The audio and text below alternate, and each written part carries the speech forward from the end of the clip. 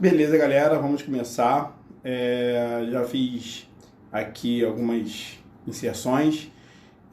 Boa noite a todos e bem-vindos à live no detalhe.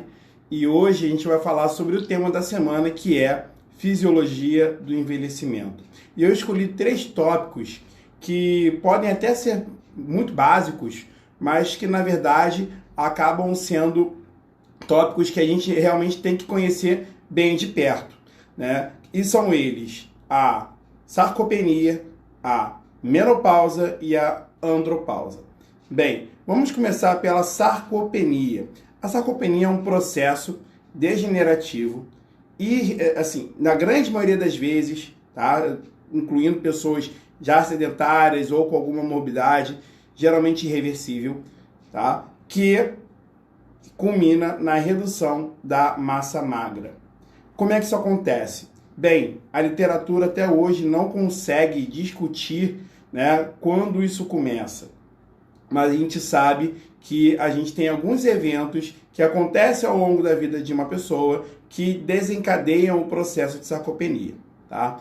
E um desses processos é a redução da produção de hormônios sexuais. Por exemplo, no homem, a gente tem a redução da testosterona de 1% a cada ano. E eu vou falar um pouco mais disso quando a gente for falar de andropausa. Na mulher, a gente tem o evento que é a menopausa, mas ao longo do período do tempo você tem uma diminuição também da produção desses hormônios gonadais. Mas não é só isso, tá? Alguns autores já discutem que a sarcopenia ela é um processo derivado de um outro processo degenerativo chamado mitopenia. E o que seria a mitopenia? A mitopenia é a redução do número de mitocôndrias.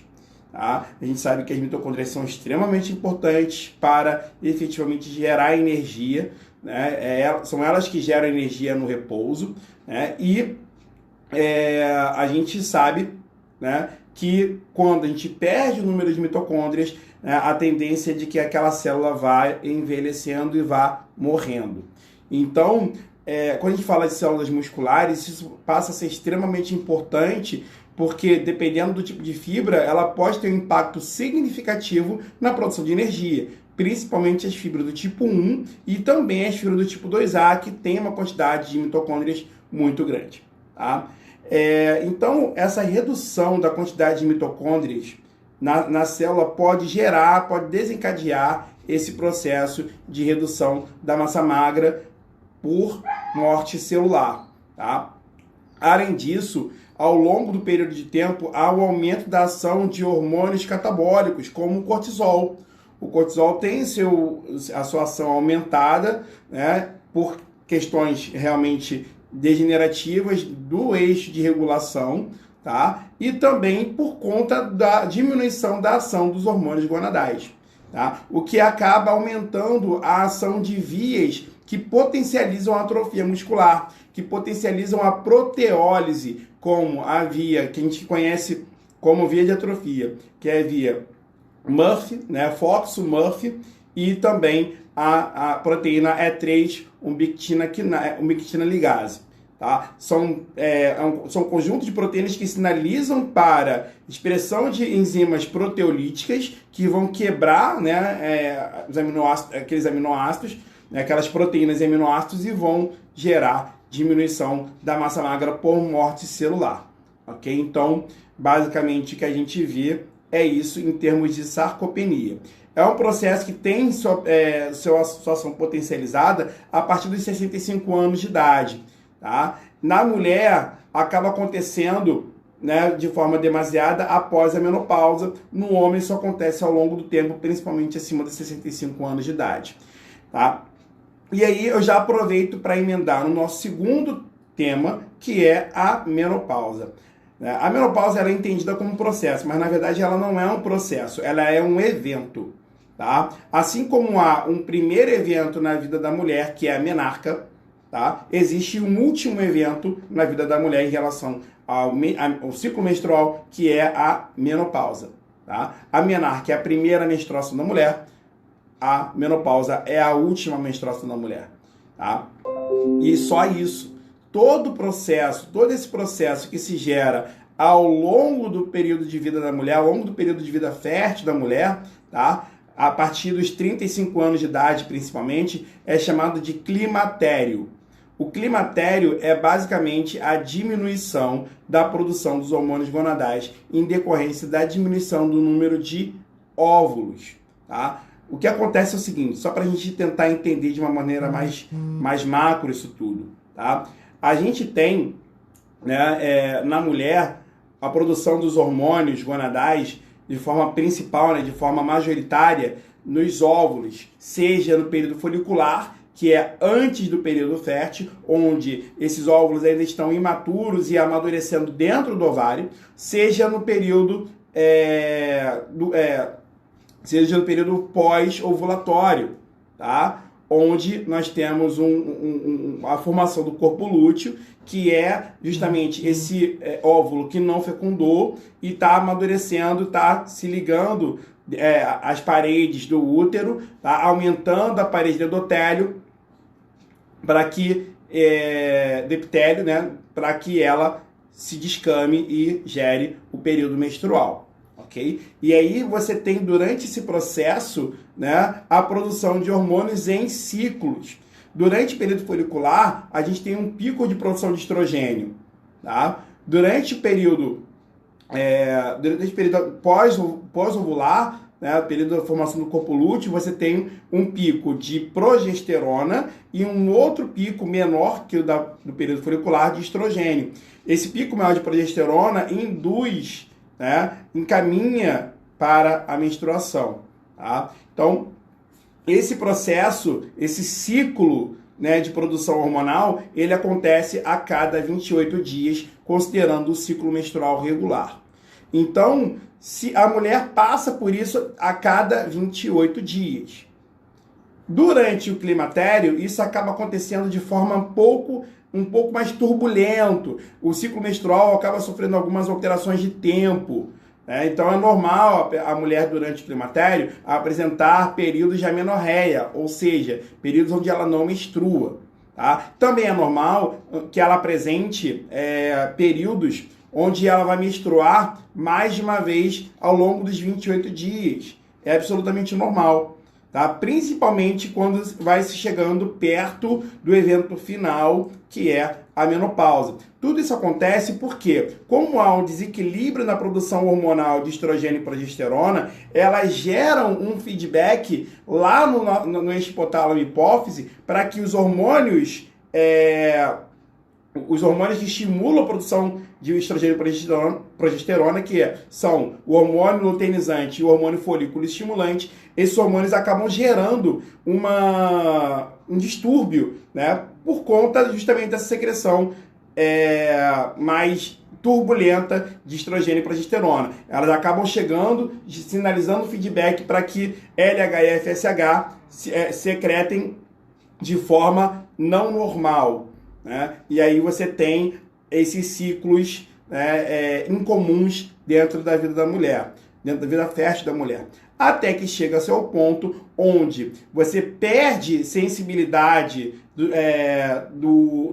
das células, né, dos óvulos, aos hormônios luteinizante e folículo estimulante, e aí você tende a perder, né, esse feedback, né, porque você perde a produção de hormônio. E aí a produção de hormônio luteinizante e folículo estimulante aumenta significativamente, você passa a não ter mais produção de estrogênio e progesterona. E aí você tem o último evento, que é a menopausa, e a partir dali, acabou.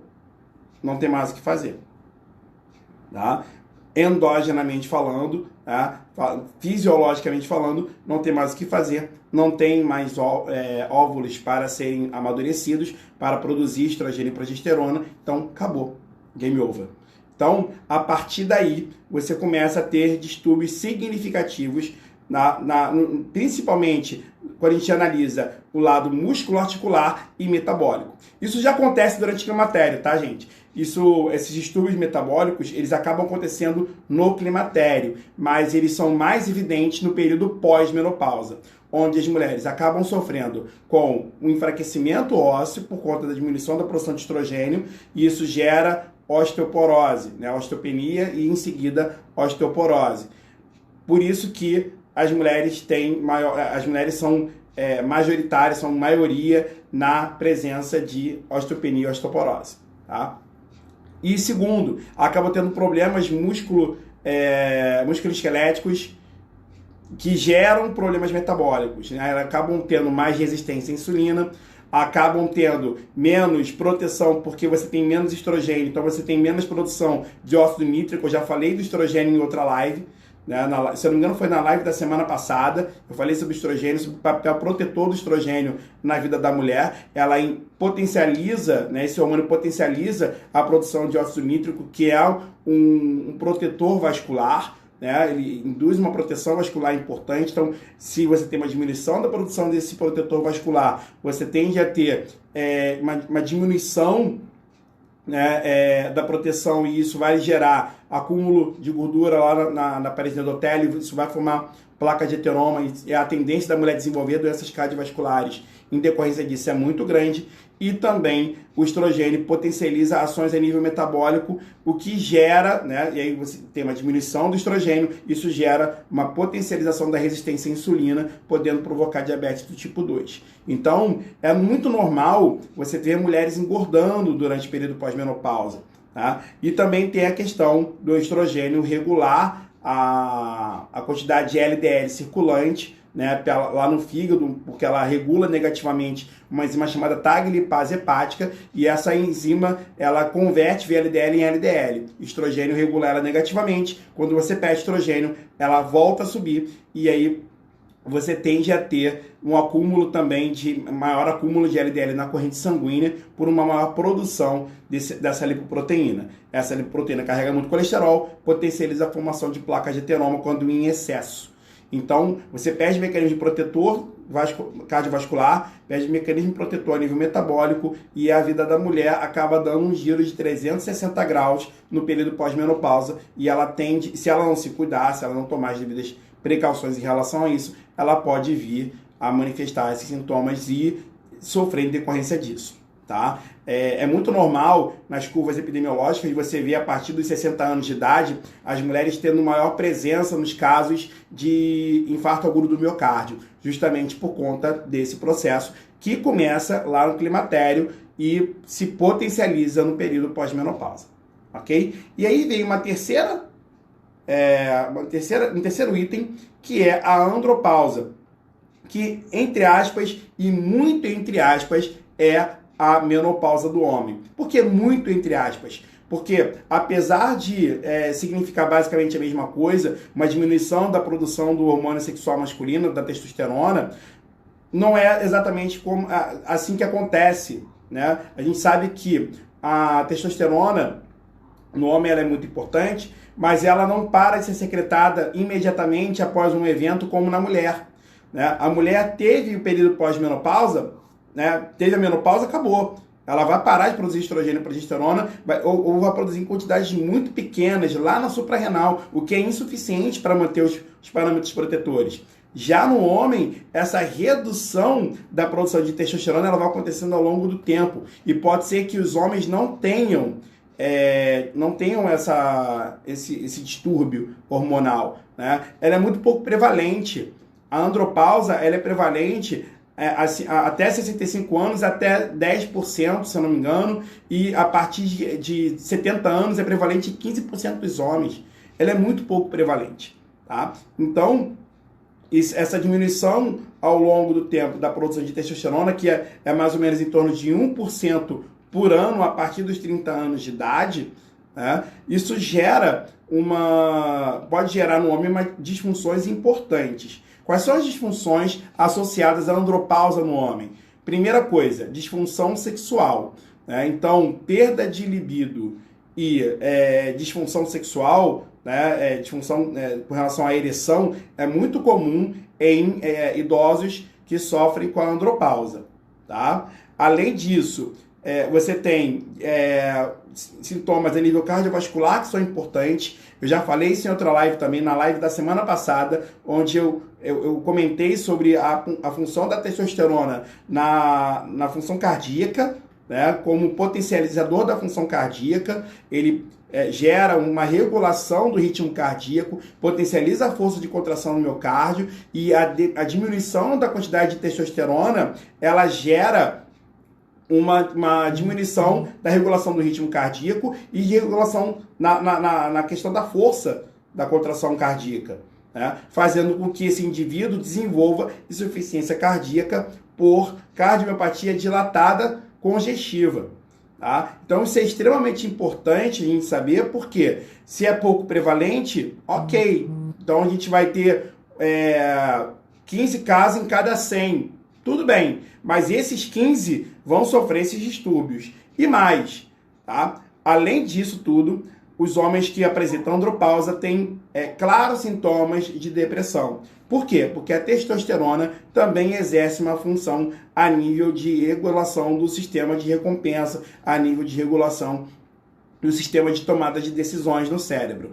Então, isso é muito importante para que se saiba que quando você tem um panorama de depressão em idosos e essa depressão ela é causada por um distúrbio hormonal, ela pode ser corrigida, né? Basta que ele vá ao médico, né, e faça os exames e verifique efetivamente se é exatamente isso. Tá? O exercício físico contribui de alguma forma porque ele aumenta, né, um pouco, mas não muito também, né, uma resposta extremamente alta, mas aumenta um pouco a quantidade de testosterona produzida. Tá? Além disso, tá, falando sobre depressão, a gente tem um panorama, né, de potencialização das doenças neurodegenerativas, como, por exemplo, Parkinson e Alzheimer. Então, se o indivíduo está em depressão, se essa depressão não for corrigida, se essa depressão pode ser causada pela deficiência da testosterona e ela não é corrigida, ele pode desenvolver Parkinson, pode desenvolver Alzheimer em decorrência da depressão. Tá? E existe uma relação direta entre depressão e as doenças neurodegenerativas. Ok? Galera, eu fico por aqui e eu gostaria de convidar todo mundo que assistiu a live ou que ainda vai assistir pelo menos até esse sábado, tá? Assim, se inscrever, né, dentro das possibilidades no curso que eu vou dar agora no sábado sobre treinamento para idosos. Eu vou falar um pouco mais, vou explicar um pouco mais sobre a fisiologia do envelhecimento. A gente vai ter muito mais tempo lá para discutir sobre isso. São 4 horas de curso, então a gente tem muito mais tempo para falar sobre outras coisas, como a dinapenia, como a perda de equilíbrio, né, como a perda do condicionamento cardiorrespiratório, como a diminuição da autonomia no idoso e como isso também afeta a questão psicológica dele.